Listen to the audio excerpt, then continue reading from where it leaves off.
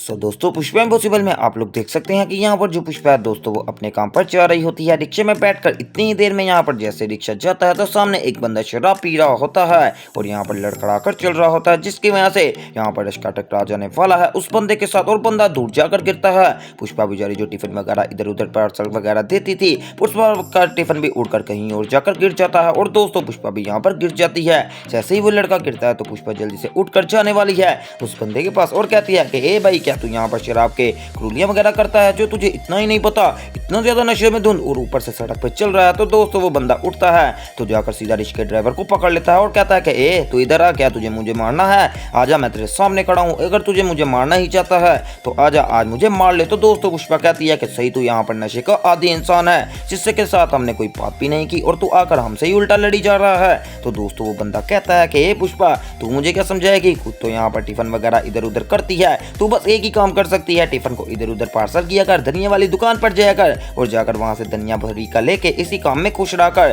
तू मेरी बात में ना बोल। अब दोस्तों पुष्पा कहती है कि तुम तो यहाँ पर नशे के साथ साथ कितने ज्यादा नीच इंसान भी हो कि एक औरत के साथ बात करने का तुम्हें पता ही नहीं है, तुम कितने ज्यादा बदतमीज हो। अब दोस्तों यहाँ पर वो बंदा कहता है कि पुष्पा तू तो मुझसे यहाँ पर दूर हो जा, जरा मुझे इस रिक्शे वाले से बात करने दे के इसकी जरूरत कैसे हुई कि इसने आकर मेरे अंदर सीधा रिश्का मार दिया। तो दोस्तों अब वो बंदा यहाँ पर रिक्शे वाले को 2-3 यहाँ पर अच्छी खासी थप्पड़ लगाता है और कहता है कि आइंदा के बाद तू मुझे इस रोड के ऊपर नजर भी आ गया तो यहाँ पर मैं तुझे जिंदा नहीं छोड़ूंगा। अब दोस्तों वो रिक्शे वाला तो चले जाने वाला है, लेकिन पुष्पा के साथ उस बंदे की बहस हो जाती है और पुष्पा कहती है कि तुम कितने ज्यादा बदतमीज हो, पहला तो तुम यहाँ पर नशा कर रहे हो, दूसरा तुम्हें औरतों के साथ बात करने की तमीज ही नहीं, और तीसरा तुम यहाँ पर हाथ उठा रहे थे वो भी एक रिक्शे वाले के ऊपर जो कि अपने घर की रोजी कितनी मुश्किल से कमाता है, वो तो बेचारा मुझे छोड़ने जा रहा था, गलती तुम्हारी है और तुमने उल्टा उसे मार दिया। तो दोस्तों वो बंदा कहता है कि पुष्पा जी, मैंने आपको पहले भी बता दिया है कि आपके हिस्से की ये लड़ाइयाँ वगैरह नहीं बनी, आपके हिस्से के लिए सिर्फ और सिर्फ एक काम बना है, वो है टिफिन यहाँ पर से यहाँ से उधर भेजना और इससे यहाँ पर अच्छे खासे पैसे कमाना,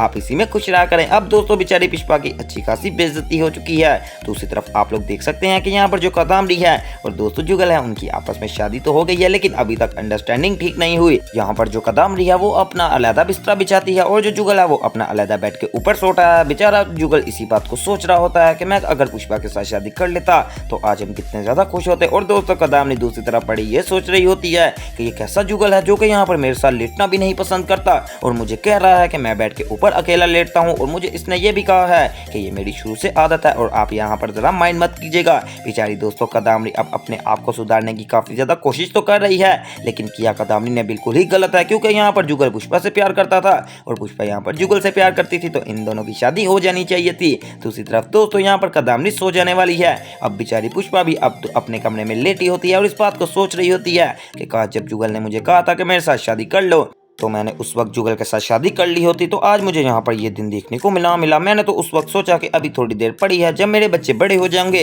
तब मैं यहाँ पर सोचूंगी। दोस्तों अब पुष्पा बेचारी यहाँ पर पुरानी यादें सोचती हैं, जिसके अंदर यहाँ पर पुष्पा कहती है कि जुगल तेरा और मेरा वादा रहा, अगर मैं तू मुझे प्यार तो करता ही है, अगर मुझे भी यहाँ पर शादी का मौका मिला तो शादी मैं सिर्फ और सिर्फ तेरे से करूंगी। और दोस्तों जुगल कहता है कि ठीक है पुष्पा, अब मैं तेरा यहाँ पर इंतजार करूंगा। बेचारी पुष्पा अब क्या ही कर सकती है, क्योंकि कादम्बरी ने बहुत ही ज्यादा चालाकी लगाकर यहाँ पर एक फंदा डाल दिया था, जिस फंदे से ना निकल पाई पुष्पा और ना फिर निकल पाया जुगल। जुगल बेचारे को मजबूरी के अंदर आकर शादी करनी ही पड़नी थी, क्योंकि बहुत ही ज्यादा बड़ा मसला था चोल का, वरना यहाँ पर सारा परिवार टूटकर इधर उधर बिखर जाना था। तो दोस्तों अब यहाँ पर जुगल ने तो अच्छा काम किया है, लेकिन आने वाले एपिसोड में इसका बदला जरूर लेगा जुगल, तो वो सब देखना मिस मत कीजिएगा और मेरे चैनल स्पाइसी एंटरटेनमेंट को सब्सक्राइब करें।